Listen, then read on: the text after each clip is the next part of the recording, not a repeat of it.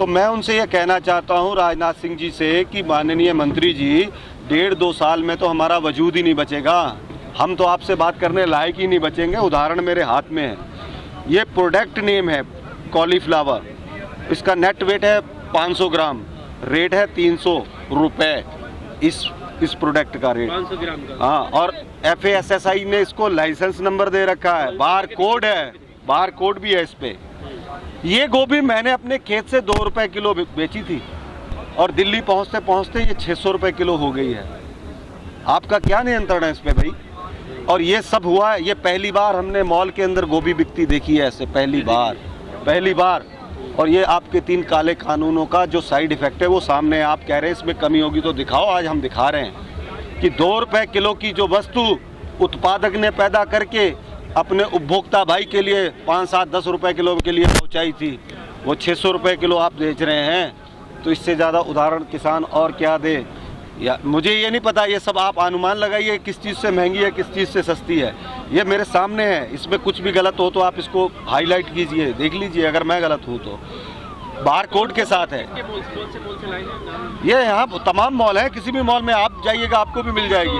मतलब 600 रुपए किलो। ये 300 रुपए का आधा किलो है, 600 रुपए किलो इसकी कीमत बन रही है। ये उदाहरण है इस काले कानून का कि ये इस तरह से वो दिन दूर नहीं जब गेहूं की पैकिंग होगी 100 ग्राम 200 ग्राम और रेट लिखा होगा 300 रुपए किलो, वो हमने दी होगी 18 रुपए किलो और आपको मिलेगी वो 600 रुपए किलो। आर्थिक भिखारीपन आने वाला है देश के अंदर। जाग जाओ, इस प्रोटेस्ट में शामिल हो जाओ। ये जन आंदोलन के रूप में तब्दील हो चुका है। ये आपकी थाली की लड़ाई लड़ने आया है किसान को जब पता चला कि मेरे खेत से जो 2 रुपए प्याज मैंने भेजा था दिल्ली वासियों के लिए, बेंगलोर वासियों के लिए, उनकी थाली में पहुंचते पहुंचते 150 रुपए किलो हो गया।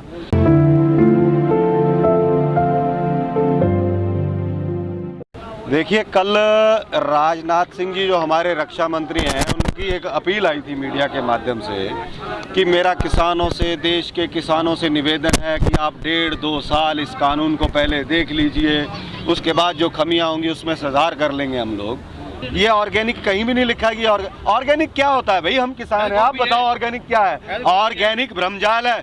मेरे भोले भाले शहर वासियों को, ये डॉक्टरों को रिश्वत देके किसी तरह से कि आप ऑर्गेनिक सब्जियां खाइए। ऑर्गेनिक सब्जी कैसे पैदा होगी ये मुझे बताएं। कौन से खेत हैं जो ऑर्गेनिक पैदा कर रहे हैं? और किस इतनी भारी मात्रा में ऑर्गेनिक कैसे पैदा हो जाएगा भाई? कैसे पैदा हो जाएगा? हम लोग तो किसान हैं, हमें पता है ऑर्गेनिक का सच क्या है। और मेरे जो उत्पादक, जिस तरह से वो रामदेव जी गौमूत्र बेचते हैं बोतलें बंद कर, ये मुझे नहीं पता। मैं किसी को टारगेट करने नहीं आया हूँ, मैं अपनी गाथा सुनाने आया हूँ आपको। हम किसान हैं, हम अपने उत्पादक भाई जो आज ठंड को रजाई में बैठकर काट रहे हैं, सड़कों पे आ जाओगे आप लोग। आप अभी जाग जाओ। 2-2 रुपए की चीज़ 600-600 रुपए किलो के हिसाब से आपकी थाली में परोसी जा रही है। यह आंदोलन आज देश के अस्तित्व को बचाने के लिए बदल चुका है। हम पूरे देश की लड़ाई लड़ रहे हैं कि जो आर्थिक विषमता है देश के अंदर आने वाली है, देश के मात्र 5% लोगों के पास सारा देश का धन इकट्ठा हो जाएगा, 95% जनता जो भिखारी बन जाएगी। जो आलू हमने पंजाब के खेतों से 7 रुपए किलो आपकी थाली के लिए पहुंचा था, आपके थाली तक पहुंचते पहुंचते 70 रुपए किलो हो गया। जो चना हमने अपने खेतों से 16 रुपए किलो भेजा था, आपकी थाली तक पहुंचते पहुंचते 90 रुपए किलो कैसे हो गया? ये जो अंतर है, ये विषमता है, जिसकी फंडिंग सरकारों को भी करते हैं ये लोग, उद्योगपति, और सरकार उनके मनमाफिक कानून बनाती है। आज सरकार कह रही है किसानों को कानून समझ नहीं आ गया। हकीकत में सरकार बेचैन है कि ये कानून किसानों को समझ कैसे आ गया है।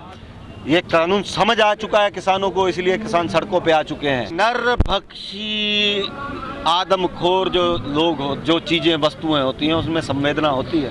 आप किससे उम्मीद कर रहे हैं भाई?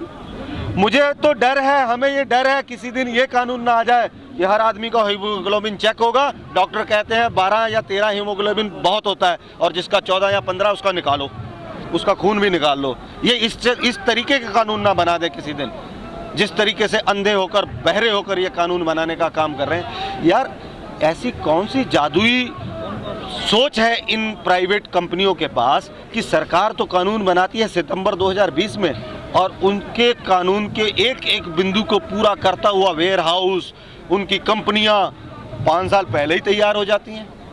ऐसी कौन सी जादुई सोचने की शक्ति है उन कंपनियों के पास किसानों के साथ साझा करें, हमें भी तो पता चल जाए किस फसल की कीमत अच्छी होगी, हम वही बोलेंगे। ये सब गोलमाल है, जो दिख रहा है उससे भी बड़ा घोटाला है और देश को आर्थिक संकट की ओर धकेला जा रहा है दिन प्रतिदिन।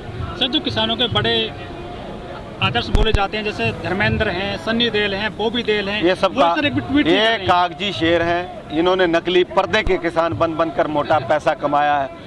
उनके मैं जानता नहीं हूँ, ये आपने जो नाम लिए हैं मैं पर्सनली नहीं जानता ही नहीं हूँ, मैंने उनको कभी देखा ही नहीं है, पता नहीं कौन लोग हैं। फिल्म इंडस्ट्री के ज़्यादातर लोगों को हम जानते ही नहीं है किसान। क्यों भाई, वो गांव के लोग जानते हैं? किसी को नहीं जानते। नहीं, हमें क्या मतलब? अरे हमें क्या मतलब उनके? होंगे पता नहीं कहाँ के हैं, कौन है। प्रतिनिधि भी हैं सन्नी देओल जी। अरे वो जनप्रतिनिधि यार, वो तो कहाँ के हैं मुझे ये भी नहीं पता।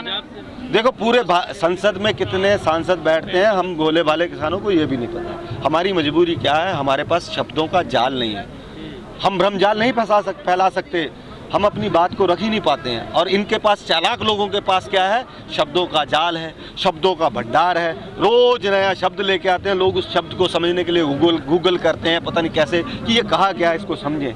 तो भैया ये शब्दों के जादूगर हैं, इनसे देश को बचाना है, अपने आप को बचाना है। ये हमारे वर्चस्व की लड़ाई है, हमारे वजूद की लड़ाई।